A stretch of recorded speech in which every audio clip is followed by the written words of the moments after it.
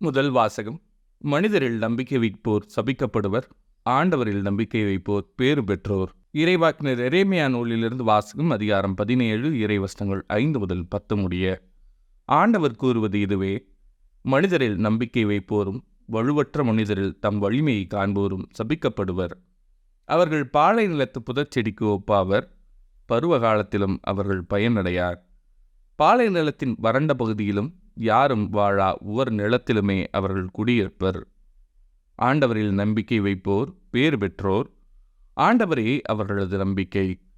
அவர்கள் நீர் அருகில் நடப்பட்ட மரத்துக்கு ஒப்பாவர், அது நீரோடையை நோக்கி வேர்விடுகின்றது. வெப்பமிகு நேரத்தில் அதற்கு அச்சமில்லை. அதன் இழைகள் பசுமையாயிருக்கும். வறட்சிமிகு ஆண்டிலும் அதற்கு கவலை இராது. அது எப்போதும் கனி கொடுக்கும். இதயமே அனைத்திலும் வஞ்சகம் மிக்கது, அதனை நலமாக்க முடியாது. அதனை யார்தான் புரிந்து கொள்வர்? ஆண்டவராகிய நானே இதய சிந்தனைகளை ஆய்பவர், உள்ளுணர்வுகளை சோதித்து அறிபவர். ஒவ்வொருவரின் வழிகளுக்கும் செயல்களின் விளைவுகளுக்கும் ஏற்றவாறு நடத்துபவர். இது ஆண்டவரின் அருள்வாக்கு. இறைவா, உமக்கு நன்றி. பதிலுரை பாடல். ஆண்டவர் மீது நம்பிக்கை கொண்டவரே பேறு பெற்றவர். நற்பேறு பெற்றவர் யார்? அவர் பொல்லாரின் சொல்லின்படி நடவாதவர், பாவிகளின் தீய வழியில் இல்லாதவர், இகழ்வாரின் குழுவினில் அமராதவர். ஆனால் அவர் ஆண்டவரின் திருச்சட்டத்தில் மகிழ்ச்சியுறுபவர், அவரது சட்டத்தை பற்றி இரவும் பகலும் சிந்திப்பவர். ஆண்டவர் மீது நம்பிக்கை கொண்டவரே பேறு பெற்றவர். அவர் நீரோடையோரம் நடப்பட்ட மரம் போல் இருப்பார், பருவ காலத்தில் கனி தந்து என்றும் பசுமையாயிருக்கும் அம்மரத்திற்கு ஒப்பாவார். தாம் செய்வதனைத்திலும் வெற்றி பெறுவார். ஆண்டவர் மீது நம்பிக்கை கொண்டவரே பேறு பெற்றவர். ஆனால் பொல்லார் அப்படி இல்லை. அவர்கள் காற்று அடித்துச் செல்லும் பதரை போல் ஆவர். நேர்மையாளரின் நெறியை ஆண்டவர் கருத்தில் கொள்வார், பொல்லாரின் வழியோ அழிவை தரும். ஆண்டவர் மீது நம்பிக்கை கொண்டவரே பேறு பெற்றவர். நற்செய்தி வாசகம். இப்போது லாசர் ஆறுதல் பெறுகிறார், நீயோ மிகுந்த வேதனைப்படுகிறாய். லூக்கா எழுதிய தூய நற்செய்தியிலிருந்து வாசகம். அதிகாரம் 16, இறைவசனங்கள் 19 முதல் 31 முடிய. அக்காலத்தில் இயேசு பரிசேயரை நோக்கி கூறியது: செல்வர் ஒருவர் இருந்தார். அவர் விலையுயர்ந்த வெள்ளிய செந்நிற ஆடை அணிந்து நாள்தோறும் விருந்துண்டு இன்புற்றிருந்தார். லாசர் என்னும் பெயர் கொண்ட ஏழை ஒருவரும் இருந்தார். அவர் உடல் முழுவதும் புண்ணாயிருந்தது.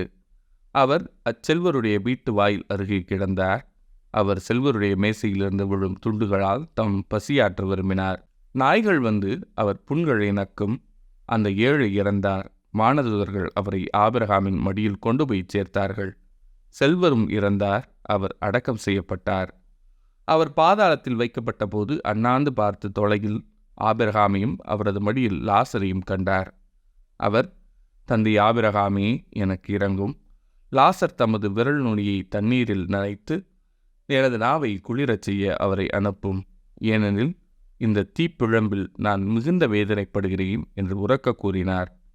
அதற்கு ஆபிரகாம், மகனே, நீ உன் வாழ்நாளில் நலன்களையே பெற்றாய். அதே வேளையில் லாசர் இன்னல்களையே அடைந்தார். அதை நினைத்துக்கொள். இப்பொழுது அவர் இங்கே ஆறுதல் பெறுகிறார், நீயோ மிகுந்த வேதனைப்படுகிறாய். அன்றியும் எங்களுக்கும் உங்களுக்கும் இடையே பெரும் பிளவு ஒன்று உள்ளது. ஆகையால் இங்கிருந்து ஒருவர் உங்களிடம் வர விரும்பினாலும் கடந்து வர இயலாது, அங்கிருந்து நீங்கள் எங்களிடம் கடந்து வரவும் இயலாது என்றார். அவர், அப்படியானால் தந்தையே, அவரை என் தந்தை வீட்டுக்கு அனுப்புமாறு உம்மிடம் வேண்டுகிறேன். எனக்கு 5 சகோதரர்கள் உண்டு. அவர்களும் வேதனை மிகுந்த இந்த இடத்திற்கு வராதவாறு அவர் அவர்களை எச்சரிக்கலாமே என்றார். அதற்கு ஆபிரகாம், மோசேயும் இறைவாக்கினர்களும் அவர்களுக்கு உண்டு, அவர்களுக்கு செவிசாய்க்கட்டும் என்றார். அவர், அப்படியல்ல தந்தை ஆபிரகாமே, இறந்த ஒருவர் அவர்களிடம் போனால் அவர்கள் மனம் மாறுவார்கள் என்றார். ஆபிரகாம், அவர்கள் மோசேவுக்கும் இறைவாக்கினருக்கும் செவிசாய்க்காவிட்டால் இறந்த ஒருவர் உயிர்த்தெழுந்து அவர்களிடம் போனாலும் நம்ப மாட்டார்கள் என்றார். இது ஆண்டவரின் அருள்வாக்கு. கிறிஸ்துவே, உமக்கு புகழ்.